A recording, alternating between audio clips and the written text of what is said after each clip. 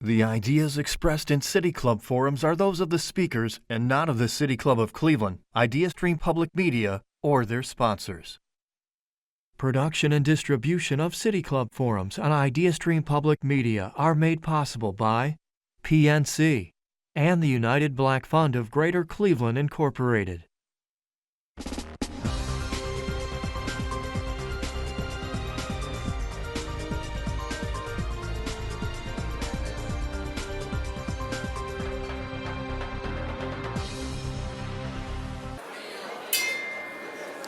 Good afternoon and welcome to the City Club of Cleveland. Good afternoon and welcome to the City Club of Cleveland, where we are devoted to having conversations of consequence that help democracy thrive. It's Wednesday, June 18th. I'm Robin Minter-Smyers, partner at Thompson Hine and past president of the City Club Board of Directors. Today, I am honored to introduce our speaker, the chair of the Democratic National Committee, Ken Martin. Ken was elected chair of the Democratic National Committee, often called DNC for shorthand, in February 2025.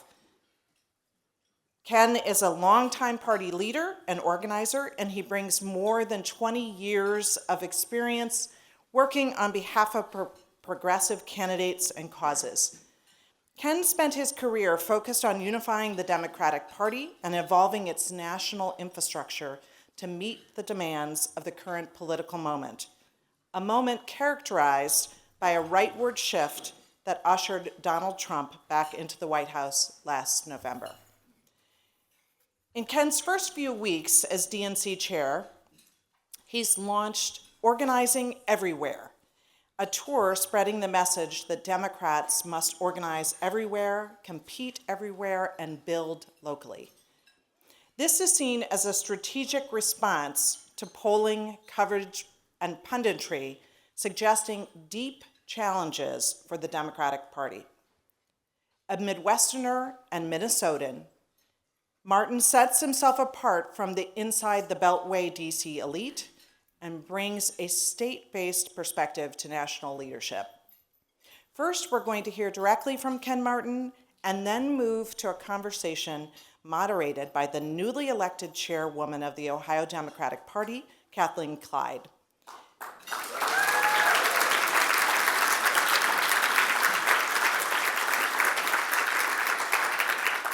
Before becoming chair, Clyde served Ohio's 75th district as a member of the Ohio House of Representatives.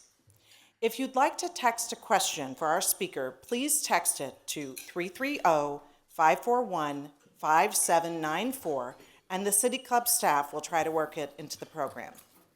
Now, members and friends of the City Club of Cleveland, please join me in welcoming Chair Ken Martin.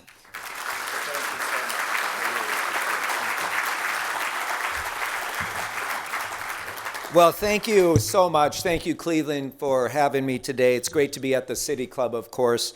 Thank you to our event hosts, Lana Moreski and Robin Minter-Smyers, for inviting me to join all of you, of course, this morning. And thank you to the City Club CEO, where is he now? Dan Moulthrop, I know he's somewhere around here. Dan and Board President Mark Ross for keeping a Cleveland institution, a bastion of free speech, alive and vibrant at a time that so many powerful people have declared open season on open thought.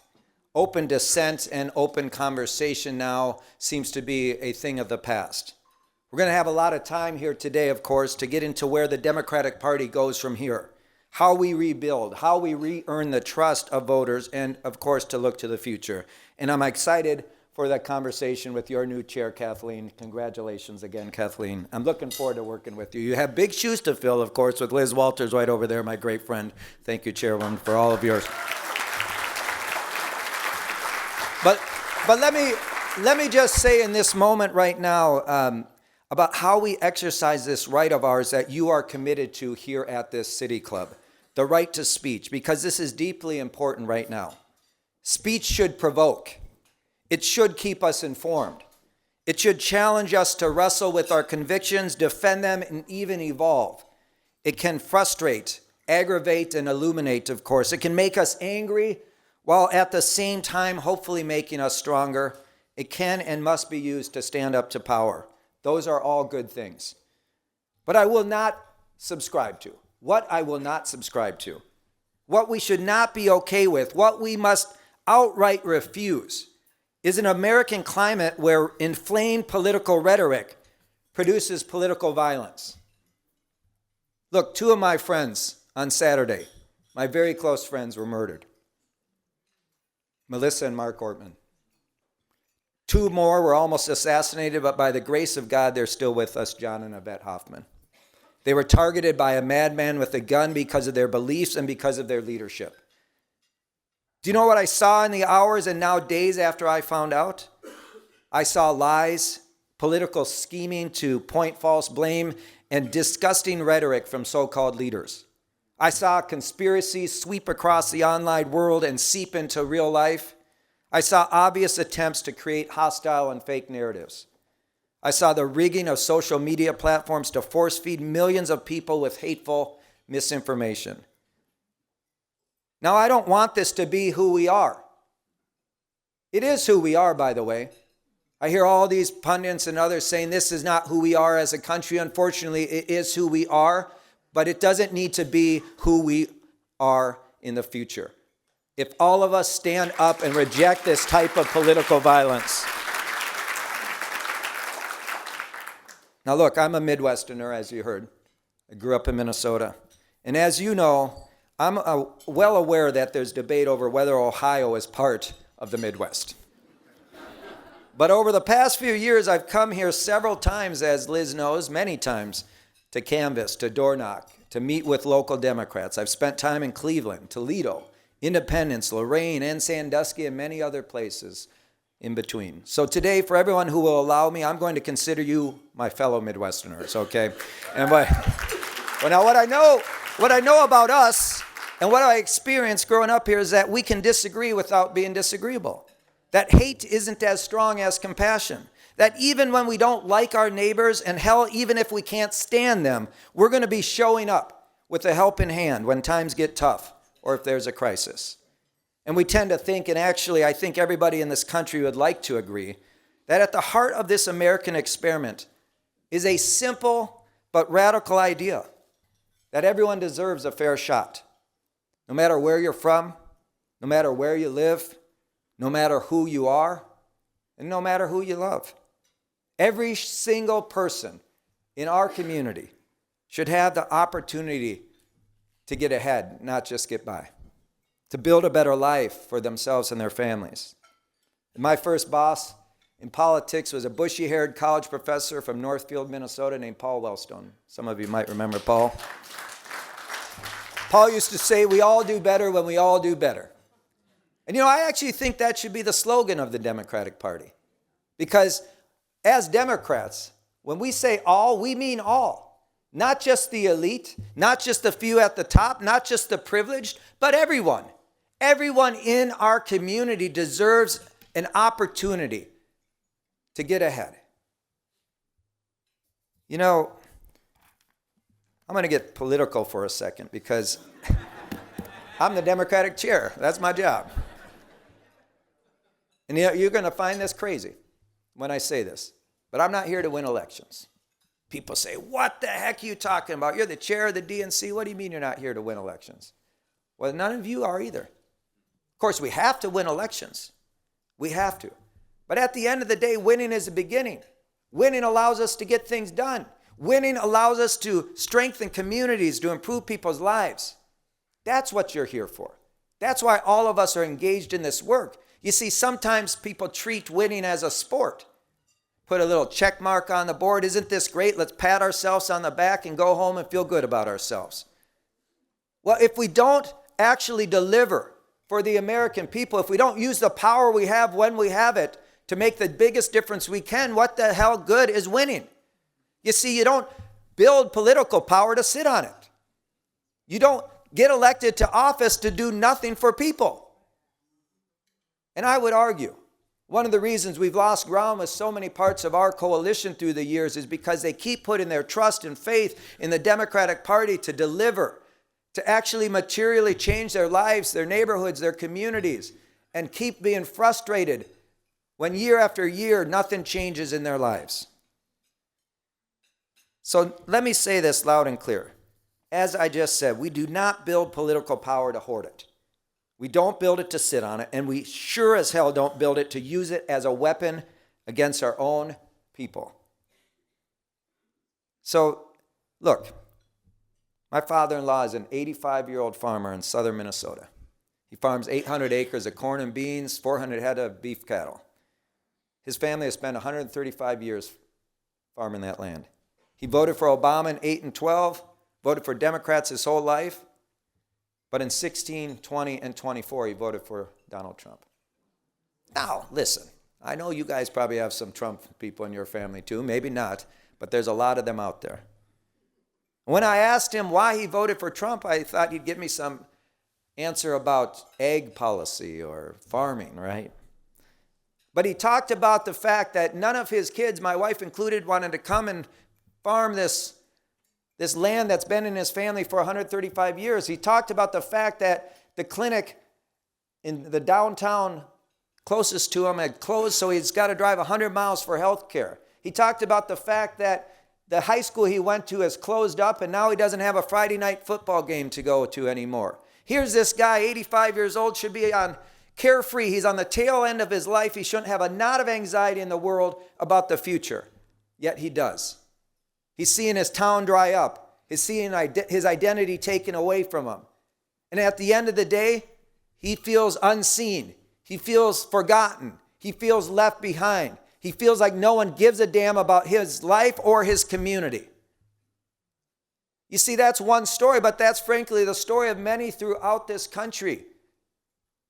Many people who feel left behind, who feel forgotten, who feel like the American dream is so far in the distant that they can never achieve it, and they feel like no one is fighting for them anymore. We have to, as a Democratic Party, fight for everyone, no matter where they live, as I said, no matter who they love, no matter where they're from. We have to fight for every single person in this country. That's why my philosophy is, look, when you organize everywhere, you can win anywhere. We can't just be a party focused on 7 battleground states and a few congressional seats. We can't ignore Ohio any longer, right?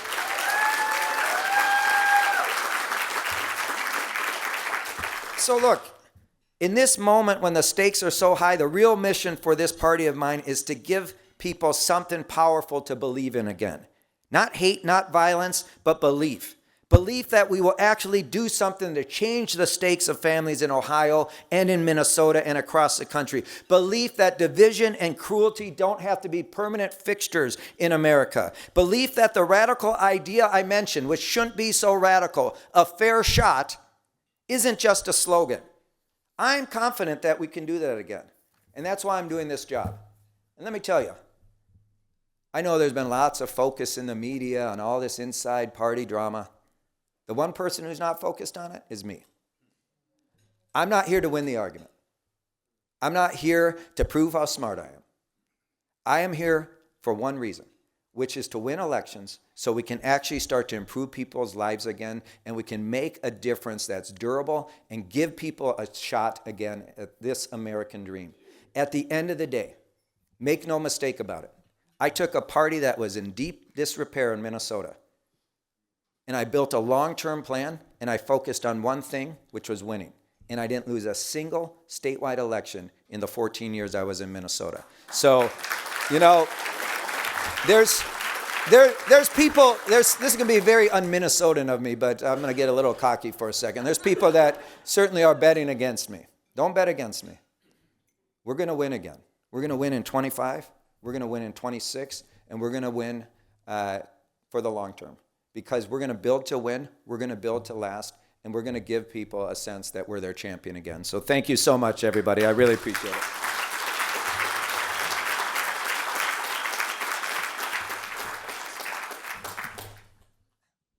Excellent. All right. Thank you, Chairman, for those remarks and for your vision for Ohio. Let me talk a little bit about investment in the states. In recent years, some states like Ohio have felt sidelined during national elections. How is the DNC focusing on states like Ohio that have been overlooked the last few presidential cycles? Yeah, well, first, as I mentioned, as Liz knows, I was on the ground here multiple times over the last cycle, right? Both when you were fighting against those amendments and then again, that November, helping to make sure that we passed the amendment and then defeated it before, working along with Liz last election cycle in the lead up to the 24 elections. Ohio is not an afterthought for me. We know that this is a competitive state. There's states throughout the Midwest, but throughout the country that were once very blue, including Ohio, right? And not too long ago. I think about states around Minnesota like North Dakota, South Dakota, Iowa, and even Wisconsin, states that were solidly blue, right? Much like Ohio. What's happened in those years, of course, is much of like what's happened around the country. We stopped organizing in parts of our states. We started seeing some of those pockets of blue vote in the rural parts of our state become more purple and then eventually red. And so what we have to do is get back to that philosophy that we need to organize everywhere. The other thing we're doing, by the way, is we're not just ignoring red areas, we're ignoring blue areas. We're ignoring places like Cleveland and Cuyahoga County. We're ignoring some of the bluest blue places throughout the country, and we're losing vote share there because we're not making investments of time, energy, and money. We're not organizing in base communities any more than we're organizing in red communities. And we've got to get away from that organizing philosophy. So one of the things we've done is we just negotiated, and Liz was part of the negotiating team on the other side. She did a good job. We negotiated out with the state parties the largest investment ever in our state parties. Why does that matter? Because if we're going to build everywhere, we need to invest significant resources in the grassroots of the party. I ran on a simple idea. Let's get the DNC out of D.C. People said, what the heck are you talking about?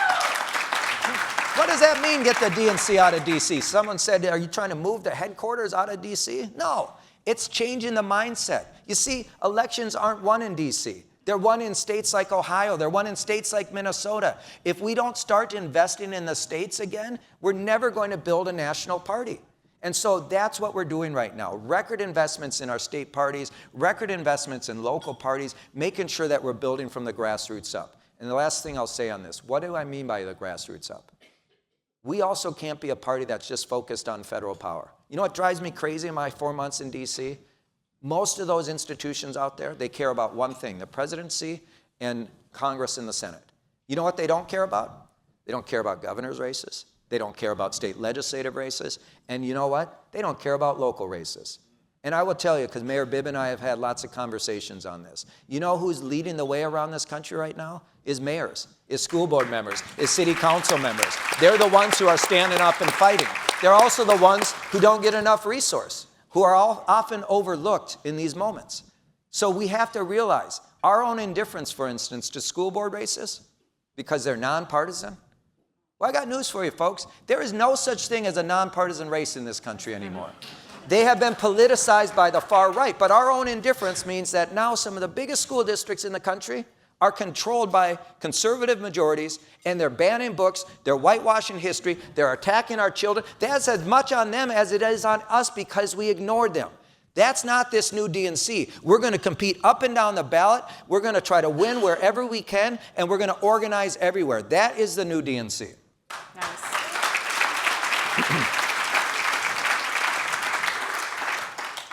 I love all of the Midwest talk, and we know the Midwest has shaped the outcome of many critical elections. What role does Ohio and the Midwest play in the DNC's 2026 plans? Well, let me just start with Ohio. Obviously, this is a critical state. You have an open governor's race, you have an open Senate seat, you have 3 really important congressional seats we need to protect.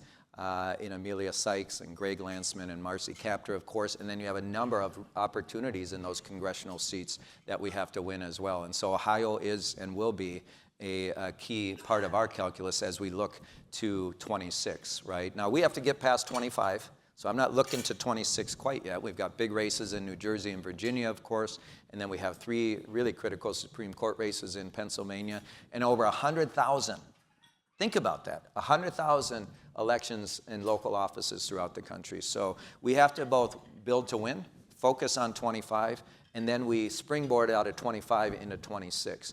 But I want to also tell you part of my strategy here, which is, and this is where Ohio comes in, and frankly the rest of the country, in this organize everywhere philosophy. I want you to ask yourselves, who in the Democratic ecosystem is planning for 2030 or 2032? And why do those dates matter? Well, 2030 is the next census. And there's a Brennan Center report that came out in December of last year that showed that the 5 fastest growing states in the country are Tennessee, North Carolina, South Carolina, Georgia, Texas, followed by Florida. 6 of the 10 fastest growing states in the country are all in the South. What does that mean? Well, it means likely that 28 will be the last blue wall election for the presidency. When we go into 2032, if we're caught flat-footed because we didn't organize and build a foundation in the South, we're not only going to be locked out of Congress, we're going to be locked out of the presidency. So now you'll have to oblige me. I'm a Minnesotan, so I have to use a hockey analogy, right? Okay? Now, Wayne Gretzky, who we don't like anymore because he's a big Trumper, right? But Wayne Gretzky once said that you have to skate to where the puck will be, not where the puck is. And that's the challenge for our Democratic Party. And frankly, most people in Washington, D.C., they're just focused on 26. You have to focus, of course. I don't begrudge Leader Jeffries or Senator Schumer for doing what they have to win the majorities back. That's their job. But there has to be some institution, Kathleen, that's focused on building infrastructure to win the moment, but also building it to win the future. We, as the institution, no disrespect to any elected official in this room, but candidates come and go. Elected officials come and go. The institution that remains is the party. So we can't keep starting and recreating the wheel every 2 years, every 4 years. We have to have a long-term vision on how we build infrastructure to win now and win the future. Because God help us if we get to 20 or to 32 and we're caught flat-footed, right? We cannot be in that position. So it's a great question. Ohio is a critical piece of this. It's a huge swing state in 26. And the DNC, under my leadership, will be investing significant resources in this state, along with you. So, Thank you. Yeah. So talking about working class voters, once the backbone of the Democratic coalition, I would say still the backbone of the Democratic coalition, but many have drifted away in recent cycles. What's your message to working class voters who have slipped away from Democrats in past years, and how do you envision we bring them back? Yeah, well, first, you know, and Andre knows this, I'm the first card-carrying union member that was elected to this position. I come out of the building trades, out of the carpenters union, and so I spent a lot of time, in addition to organizing campaigns, organizing with working people. And I will tell you, at the end of the day, there's lots of reasons we've lost ground there. Some of it's tactical, where we're messaging, how we're messaging. Some of it's our message itself, and a lot of it's our message itself. But let me start with the brand problem we have. Because last spring, and this should have been the canary in the coal mine, this should have been the biggest red flag to all of us as Democrats, but many of us missed it. For the first time in American history, the perceptions of the two political parties has flipped. The majority of Americans, as crazy as this sounds, the majority of Americans now believe the Republican Party is the party that best represents the interests of the middle class, the working class, and the poor, and the Democratic Party is the party of the wealthy and the elites. Crazy, right? How did we get to that place? Now, I've got news for you, and this won't surprise any of you. People don't vote on issues and policy, much as we think they do. They vote on perceptions and feelings. And the fact that a majority of Americans already are predisposed to this idea that the Democratic Party is not fighting for them or their families, that's a huge challenge for us. And it's going to take time for us to change those perceptions, those feelings.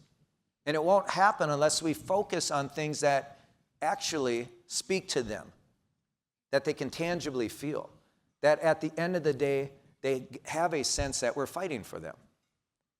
And you know, what I mean by that, at some point in this party's history, at least in the last 35 years, we started to message to smaller and smaller parts of our coalition. We'd say one thing to this group, one thing to that group. And it's not just identity. People say it's identity politics. That's BS. It's how we message. We'll go to rural parts of the state, we'll say something else. We'll come to the suburbs, we'll say something else. We'll come into the urban core and say something else. And as a result of trying to message to smaller and smaller parts of our coalition, we lost the thing that connects all parts of that coalition. And to me, that's economics. Having an economic agenda brings everyone into the conversation, whether you live in rural Ohio or you live here in Cleveland or you live out in the suburbs. It's what I said just a moment ago. Everyone is working their asses off, and most people are falling behind. Most people feel like they're failing because this generation feels like, unlike their parents' generation and the generation before, that they're not able to achieve the American dream, that they're not able to build a better life for their family, that they're not able to pass on something greater than what they inherited. And you start to think about that for a moment. That means we have to be fiercely focused on giving them a sense that we recognize their pain and we're going to center on an agenda that's actually going to address their concerns for their family and their hopes and dreams. That's part of the challenge. And what does that look like? I mean, there's so many ways we can talk about an economic agenda that lifts everyone up. But we have to focus on the fact right now that what we see in Washington is not the path forward. This guy, let me step back for a second. We did some research about a month ago, and we asked people, what do you think, if you're going to say one word that describes the Democratic Party, what's the one word? Weak. And what do they like about Trump and the Republicans? Strong, right? Authenticity. Now, I think that Donald Trump is a small and petty and insecure man, and there's nothing authentic about him. I think he's a fraud. But it doesn't matter what I think, right? I'm one guy and I'm a Democrat, right? It matters what the American people think. And you see the problem, the reason people think we're weak, in 2016, someone said to me, well, the Republicans are shameless, but the Democrats are spineless. You see, the reason people think we're weak is because we don't stand up and fight for what we believe in. And let me ask you this. If you're not willing to fight like hell for the things you believe in, do you really believe them at all? That's our challenge, because they think we're inauthentic. My old boss, Paul Wellstone, used to say, never separate the life you lead from the words you speak. So when people do that and they say, we're going to fight for you, well, you put us in power, we're going to deliver for you, and then they don't, people are like, well, you said you were going to fight for me. You see, that's why I say it's not just words on a paper. Everyone wants, what's the slogan? What's the message? That's part of it. Don't get me wrong. And we're working on that. But the other part is to actually put your words into action and fight for people. You know, I talk a lot about Minnesota. I love my state.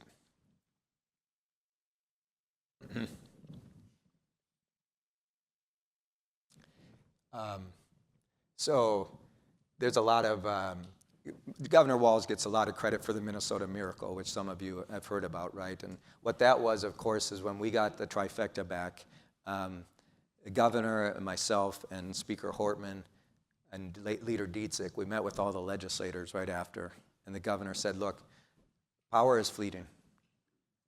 Let's actually do something with this. We don't know when we're going to be back in the majority, so let's actually focus on getting things done for people. Melissa said, let's use this power we have when we have it to truly make the biggest difference we can. And you know, what I said at the end is if we lose because of it, we still win. And some of the legislators said to me, what do you mean? We're not here to lose. Of course we're not. But the point is if you don't do anything, what good is winning? As I said earlier, right? If you don't improve people's lives, you don't make a difference. And you see, this is part of what I'm talking about. You gotta fight and do something. You know, Joe Biden had, the first 2 years of his administration, we had unified control of government. And we couldn't even pass the damn voting rights bill. The John R. Lewis Act or the Freedom to Vote Act, you know, because 2 Democratic legislators decided to senators decided to play games. See, this is what I'm talking about, folks. I mean, we can be honest and critical about our failings as a party, and we have to. We have to look ourselves in the mirror and realize we didn't get to this point overnight. We've been losing ground, by the way, for 20 years with so many parts of our coalition. We have to do a better job. I know I'm not far from your question here, but I just think it's really important to reflect on this, not just through a very simplistic answer of saying, well, we need to do research and come up with a message. Need to do a better job on the brand. Sure, all that's true. At the end of the day, though, we actually have to give people a sense that we're willing to fight for it. And we're not just going to come up and put an agenda on paper and then hope we get in office and then do nothing to fight for it. You see, the Republicans have no compunction. Think about all the damage they've done in 4 months, and they're not slowing down. They're checking off every one of their check marks off Project 2025. They've been waiting for this moment. You see, we get into office. Well, you know, we got to be careful. We got to. No, we can't do that anymore. Let's be bold. Let's fight, and let's give people a sense that we have a damn spine and we're going to be their champion again. So.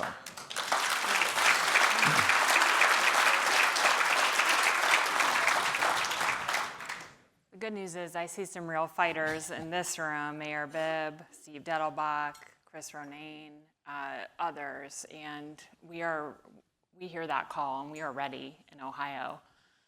I talked a lot about an 88 county strategy when I was running for chair, and you have the 50 state strategy, which has been talked about for years, and it takes different shapes over time. But what are the DNC's plans for organizing in all 50 states ahead of 2026? Well, I mentioned it earlier, but let me just say that you know, Howard Dean was probably one of our best national chairs, right? And he brought in a 50-state strategy. And by the way, in his first 4 months, just want you to know, a lot of those DC power brokers who are coming after me now, they came after him too. Why? One of the advices he gave to me is, get out of the Beltway. Don't listen to all those people in the Beltway. They've been power brokers for so long, and they are used to doing things a certain way, right? So all the news you're reading right now is a reflection of the fact that I did not go run for this job to make friends. I did not come there to ask for permission. I did not come there to work for Hakeem Jeffries or Chuck Schumer or any of the other folks there. Certainly partners of mine, right? But at the end of the day, I was elected to lead. I was elected to lead the largest organization in the democratic ecosystem. And we have a responsibility right now to actually do things differently. And so in 2017, on the heels of the 2016 election, Tom Perez came into his role as chairman. I came in as the president of our state party association, the ASDC. The DNC was $76 million in debt. The data infrastructure at that time was way behind the Republicans, and our state parties had been hollowed out in the 8 years prior by Organizing for America. And so all of what Howard Dean built was eviscerated in those 8 years of President Obama. And as a result, our state parties were really suffering. The infrastructure was really weak. I brought a plan forward, and to Chairman Perez's credit, we built the 57 state party strategy. Our 50 states, our territories, Democrats abroad, and the state of DC. We brought this proposal forward to make deep investments in our state parties. And at the time, it was historic. And then again, I negotiated out in 21 with Chairman Harrison, historic investments. And when I came in, it wasn't that hard for Liz and others to twist my arm to deliver a package of historic investments in all of our states. Because the simple premise that Howard Dean laid down is one I absolutely believe in. There is no such thing as a perpetual red state any more than a perpetual blue state. It requires us to organize all the time, everywhere. And if we're going to turn a red state to a purple state to a blue state, it takes time, energy, and money. Let me share a story with you real quick. In 2023, I was down in Biloxi, Mississippi with Brandon Presley. He was our candidate running for governor.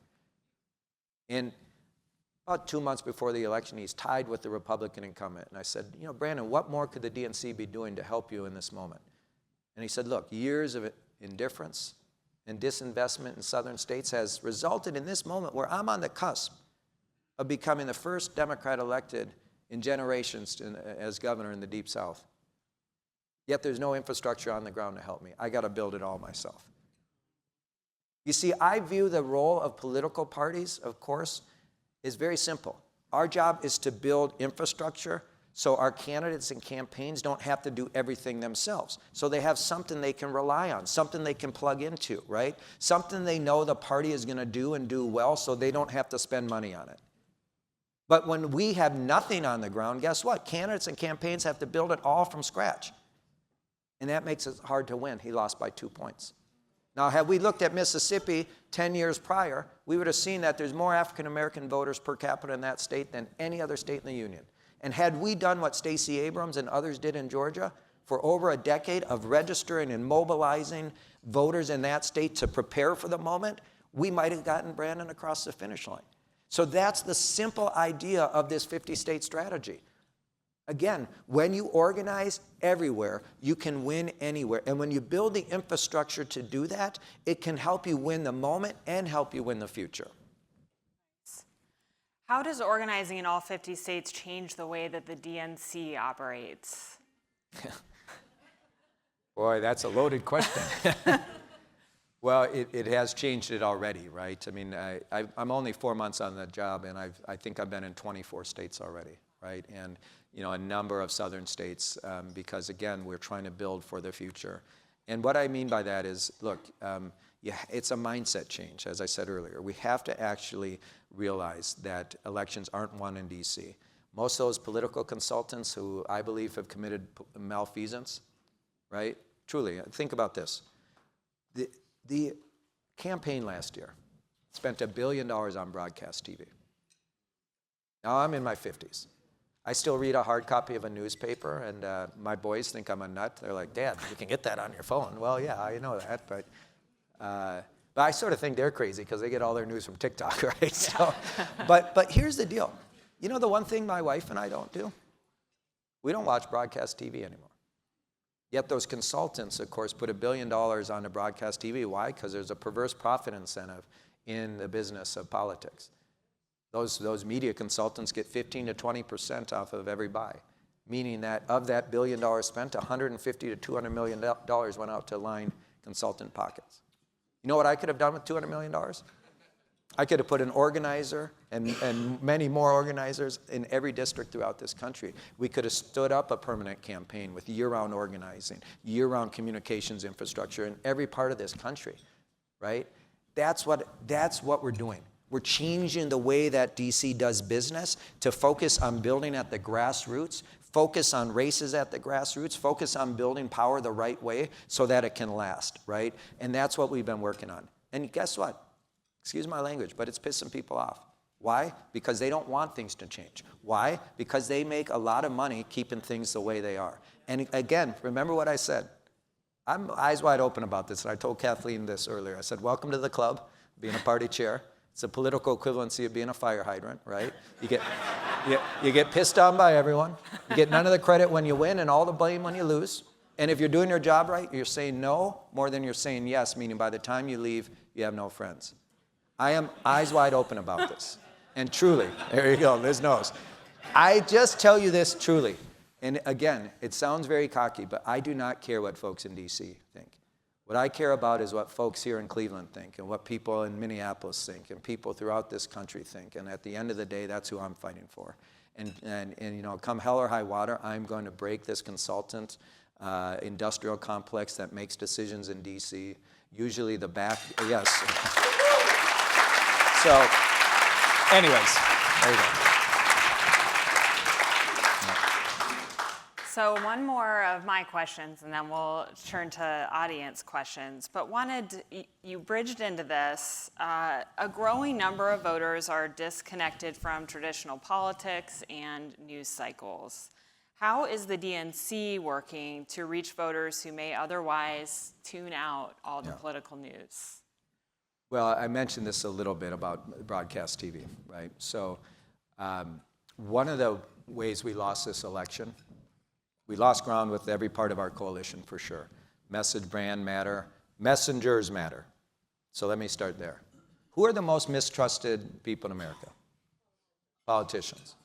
Who do we put forward as our spokespeople? No disrespect. Love them all, right?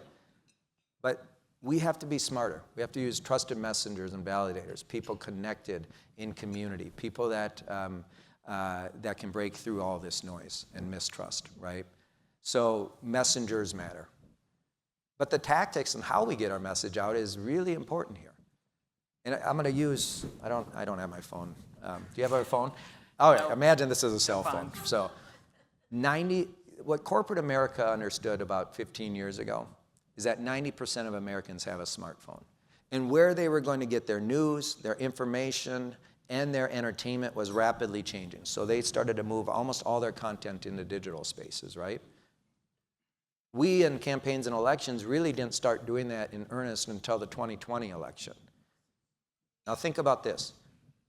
In addition to 90% of Americans having a smartphone, 45% of Americans say they avoid news and politics at all costs. People are literally running away from politics. They don't want to hear any of that garbage. Where did we, when we came into the digital spaces in 2020, start going? News and politics. Where did Trump go? Culture, sports, entertainment. Now, I'm a hunter. People ask me all the time, where do you hunt? Well, any good hunter is not going to tell you that, right? But if you're going to hunt deer, you go where the deer are. It's pretty simple, right? And we were over here, again, using tactics to help line some consultants' pocket, right? When they were over here. I was on a conference call last August. I don't know if you were on this call, Liz, but with the campaign, and they were crowing about the fact that they had a 4-to-1 spending advantage over Donald Trump on broadcast TV. Oh, it must mean he's running out of money. Our message is getting out there. We have so many more points than he does. Guess what? The reason he wasn't spending money on broadcast TV was because he was spending it over here in those digital spaces. And it wasn't just the big macro influencer spaces like the Joe Rogans, et cetera. What they did is a very sophisticated micro and nano influencer strategy. And let me tell you what that was. I'm an old organizer. When I was organizing college campuses for Bill Clinton in '92, I would go into a college or I would go into a community and I would say, who is the influence leader, the thought leader, that their endorsement's going to sway votes? And then you would go and get that person on your side. Pretty simple, right? Well, they did that.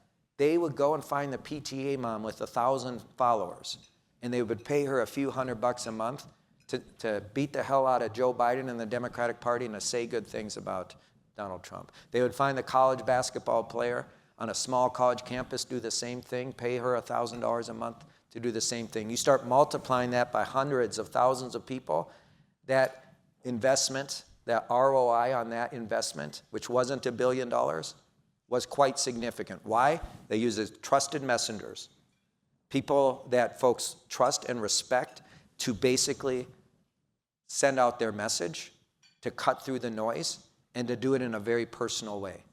Tactics matter. Tactics matter. Messengers matter, and the message matters, and the brand matters.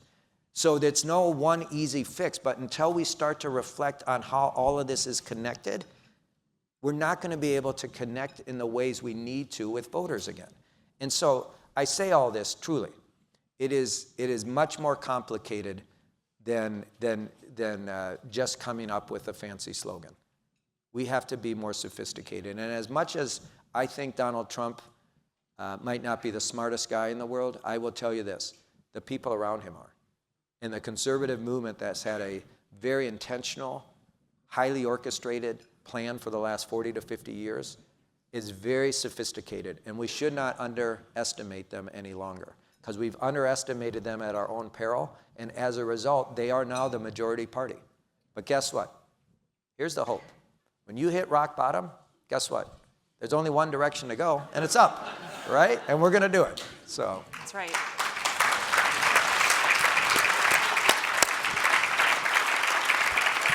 Thank you, Chairman. You're welcome. So we're about to begin the audience Q&A. For our live stream audience, I'm Kathleen Clyde, Chairwoman of the Ohio Democratic Party and moderator for today's conversation. Today we are joined by Ken Martin, Chair of the Democratic National Committee, and we are talking about the future of the Democratic Party. We welcome questions from everyone, City Club members, guests, as well as those joining via our live stream at cityclub.org. A reminder to keep your questions short, to the point, and actually a question, so we can get to as many questions as possible. If you'd like to text a question for Chair Martin, please text it to 330-541-5794, and City Club staff will try to work it into the program. May we have the first question, Before we please? do that, though, I've been told that Kathleen will take all the hard questions. I'm going to take the easy ones, right? These are your questions. Good afternoon, everyone. My name is Douglas Taylor, and I'm a rising senior from here in Cleveland. Yeah.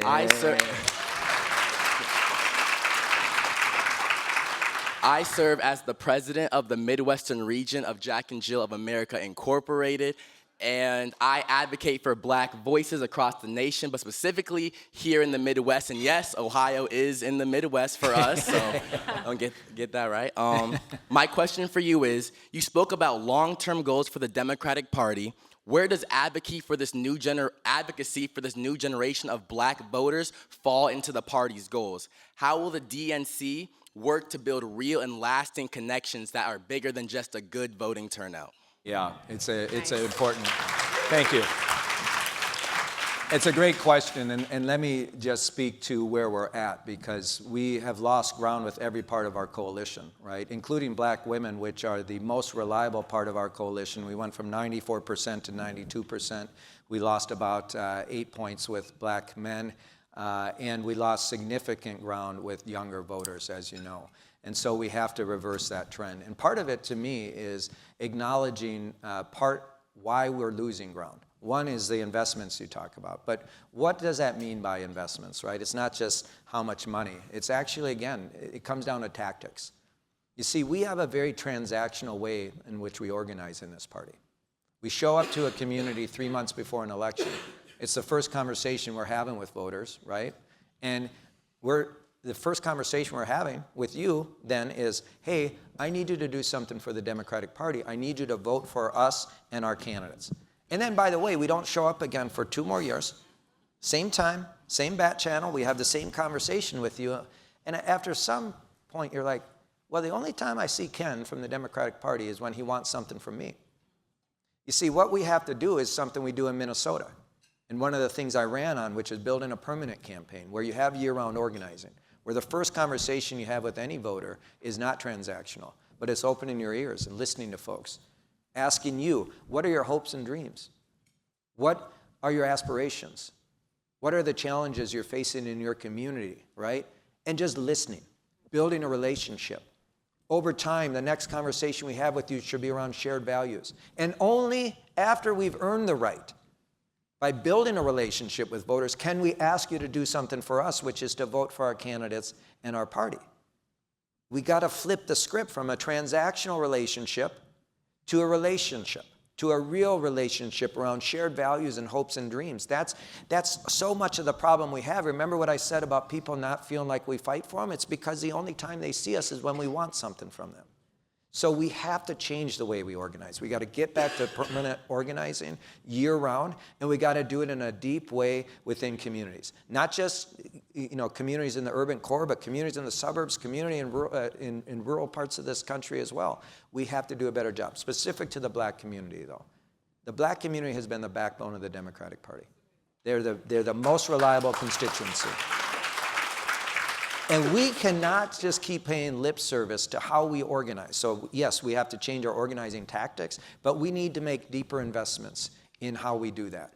One of the things, I was talking to Mark Morial, who's the head of the National Urban League, about this, because I was talking about trusted messengers and validators, right? And he reminded me about, and I can't remember her name now, but a woman from New Orleans who basically sits on her porch. And everyone in that ward goes to her and asks her who to vote for, right? I can't remember her name, it will come to me, but he said, look, if you were going to win that ward and as a result win New Orleans, you needed to go to her, right? You needed to get her on your side. And then everyone listened to her. It goes back to what I was saying before. So when we don't make those investments in organizing and bringing people in who are thought leaders and opinion leaders into this conversation, we're disconnected. And you know, particularly with black men, I'm sick and tired of the same approach we take. Well, we're going to go into the barbershops, right? Well, we got to go beyond the barbershops. Yes, we have to do that, but we have to meet black men where they're at, right? And we have to organize in ways of not just where they're getting information, how they're giving information, and we need to be present in community. It's deeper than that, and I would welcome your ideas and thoughts on this, but trust me, we have to do things differently because people, again, they don't trust us. The transactional nature of how we organize is really turning people off. We've got to build a relationship. So, great question. Thank you. Thank you for the great question. I appreciate it. Chairman, my question for you is, are we getting to the point where, like in the state of Ohio, we had a Speaker of the House went to jail, and the current administration was involved in the corruption scandal that was significant. And we have now a president who is obviously openly corrupt. Are we making it as okay to be a corrupt politicians in America? Well, as I said about shootings and the violence we're seeing, this is who we are. Doesn't mean it is who we should be. And I think in this moment, as crazy as this might sound, we have to also rise above partisanship and call ourselves to a higher set of values. You know, I think Joe Biden in 2020 was talking about this when he said, this is a fight for the soul of our country. He wasn't talking about democratic values or Republican values. What did he mean by that? And it's more true today than it was even then, when you think about what's happening in this country right now. There were values that united us in this country that weren't Democrat or Republican values. They were American values. Things like respect for our Constitution, abiding by the rule of law and due process, a belief in separation of powers, right? A belief in free speech and an independent and fair media, right? A belief in that we would stand with our allies around the world and always protecting emerging democracies. These weren't Democratic values or Republican values.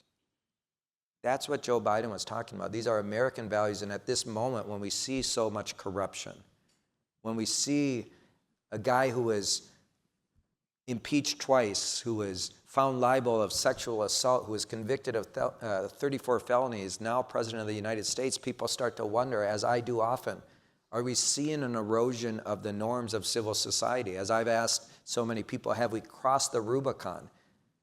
Can we ever come back from where we're at now? Are we going to end this terrible nightmare in a place where we can't get back to those values that united this country, these values that I would argue have always made America great? I don't know the answer to that, but I certainly hope we can. I hope through elections we can actually restore some normalcy, some balance, some sense of who we are in this country, or at least who we should be, and what we are right now is not who we should be.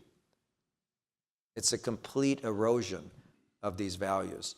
One party, driven by one madman, has completely thrown all of those values into the dustbin of history. So I say this to you, we have to also remind ourselves while we fight for our party and we fight for our values and our ideas of how we're going to build this country, we should also call upon others in this moment to actually rise above partisanship and call us all to the fight, which is the fight for America. I truly mean this. It is quite dangerous what we're seeing in this country right now. Now, this is a little bit far from what you asked, but I do want to reflect on something, because one of my old bosses, James Carville, said that we should just get out of the way, Democrats, and watch Donald Trump fail. Watching someone fail is not a strategy. Now look, right. Now look, he is failing, and he's failing miserably, and we're already see the buyer's remorse out there. Independent voters are swinging our way. Moderate Republicans are coming our way. There is a huge opportunity for us. If, And if is the operative word. If we're willing to take advantage of it. If we're willing to take advantage of the opportunity in front of us as Democrats by having conversations, expanding out our tent, building our coalition, bringing different voices in, we can actually become the majority party again. But it's not going to happen because someone fails. Because as much as we need to resist Donald Trump with every fiber of our being, we also need to give the American people a sense that we're fighting for them. Give them a sense of what we stand for. Give them a sense, if they put us back into power, what their lives would be like. And that is the challenge right now. In the face of corruption, in the face of evil, in the face of a madman running this country, we could just live in that space of resistance and believe, or just sit back and watch them fail. But if we do that, we will not create the party we need, the party we want, or the country we need and want. So thank you.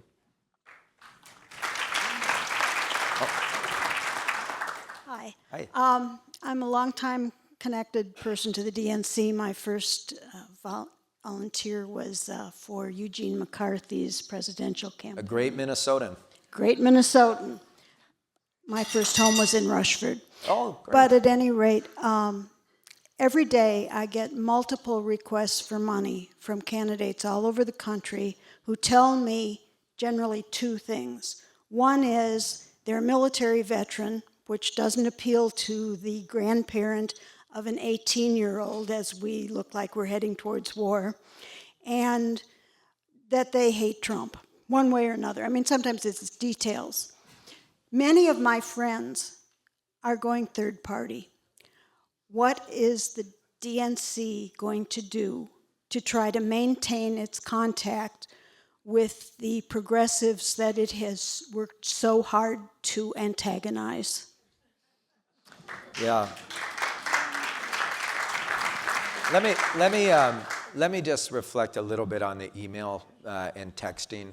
You know, I just want you all to know some of those are from the DNC, but not all of them are. And this is part of the challenge because, of course, people think the DNC is sending out all these texts asking for money. I told the DNC when I came in, I wanted to send out more appeals for volunteers, for people to actually get involved, to roll up their sleeves and door knock and become part of their local party and just volunteer, right? For me, any contribution matters, and I'm not talking about money. If someone can come down and lick envelopes and stamp mail, which we don't tend to do anymore, or door knock, or answer the phone at the headquarters, we need those contributions. And that's where the DNC's been putting their effort, is actually engaging people where they're at and trying to make sure that whatever people want to do to help the party, they're able to do. The problem is we have a platform out there that does not regulate texts that are going out. And I'm negotiating with this platform right now. I know you all know it. I'm not going to name it. I don't want to get sued. But I'm negotiating with this platform because they also have a perverse profit incentive to not regulate all of these blast texts that you're getting, because many of them are scam packs. Many of them you give money to, you might think, within an hour of me being elected, someone sent out an email and a text saying, "It's Ken Martin, I was just elected DNC chair, give money to help the Democratic National Committee." And if you read the little disclaimer, it wasn't even from the DNC. This happens all the time. These are called scam packs. And most people, because of the app, they just hit the contribute, not realizing that money doesn't even go to help Democrats. So I'm negotiating with this company right now to make sure that they regulate this, so you're not getting 1,000 texts a day, most of them from people who aren't even actually helping Democrats win. So back to your point, though, about this party of ours. We are a big tent. It's our greatest strength, and sometimes it's our weakness, right? It's more a strength than a weakness. Let me say this. We win through addition, not through subtraction. We win recognizing that we have conservative Democrats, we have centrist Democrats, we have progressives, and we also have this new emerging left. I don't believe you ever push anyone out of the conversation because of a disagreement.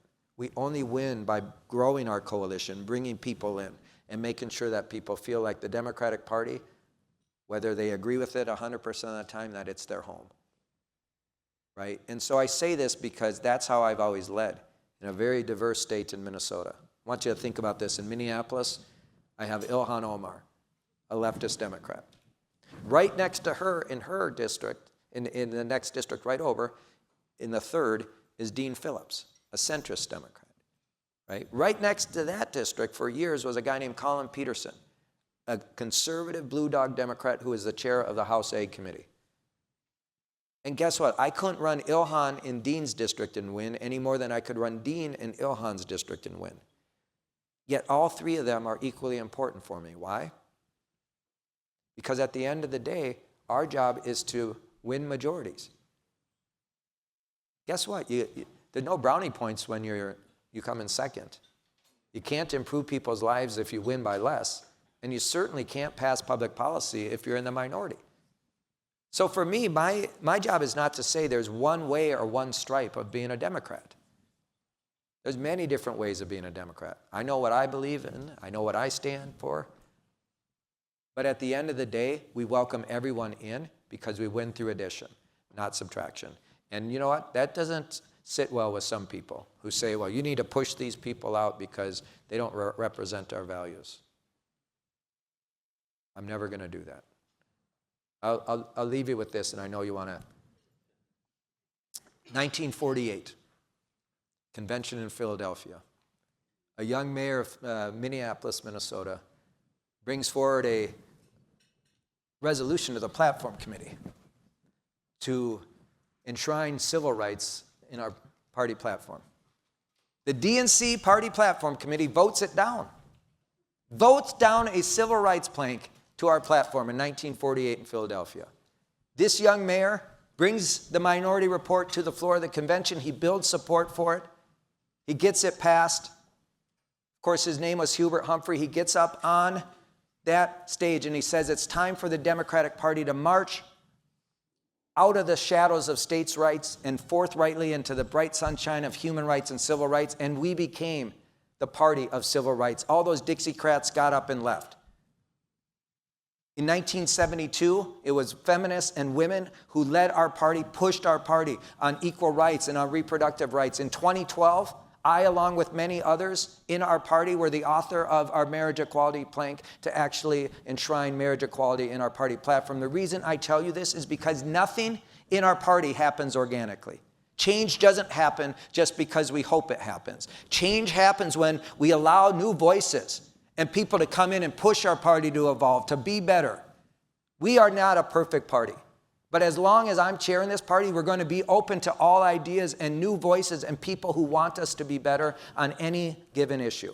That's how I'll continue to lead. And it doesn't sit well with some people, because remember the people who control this party. They like it just the way they have it. And that's changing. And you know what? I may just be here for a few years, but I'm going to make the best damn difference I can with every single day that I have. So thank you. Thank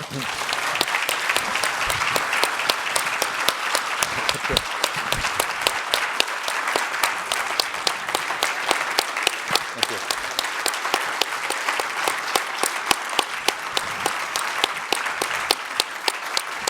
I know you didn't get as many questions. Great talk. It's okay. Thank you. Thank you very much to Ken Martin and Kathleen Clyde for joining us today at the City Club. Forums like this are made possible thanks to generous support from individuals like you. You can learn more about how to become a guardian of free speech at cityclub.org. The City Club would like to welcome guests today at tables hosted by the Cuyahoga County Democratic Party, Macaulay and Company, and the Ohio Democratic Party. Coming up next at the City Club on Wednesday, June 25th, we will be joined by Democratic gubernatorial candidate Dr. Amy Acton, and just announced on Tuesday, July 8th, we will welcome American Bar Association President William Bay. He will sit down in conversation with Judge Dan Polster to discuss the rule of law and defense of judicial independence. Tickets are available for these and other forums at thecityclub.org. And that brings us to the end of today's forum. Thank you once again, Chairs Martin and Clyde. I'm Robin Minter-Smyers, and this forum is now adjourned.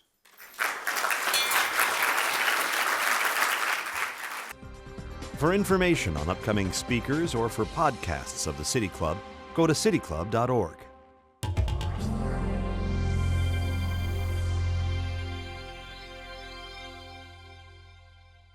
The ideas expressed in City Club forums are those of the speakers and not of the City Club of Cleveland, IdeaStream Public Media, or their sponsors. Production and distribution of City Club forums on IdeaStream Public Media are made possible by PNC and the United Black Fund of Greater Cleveland, Incorporated.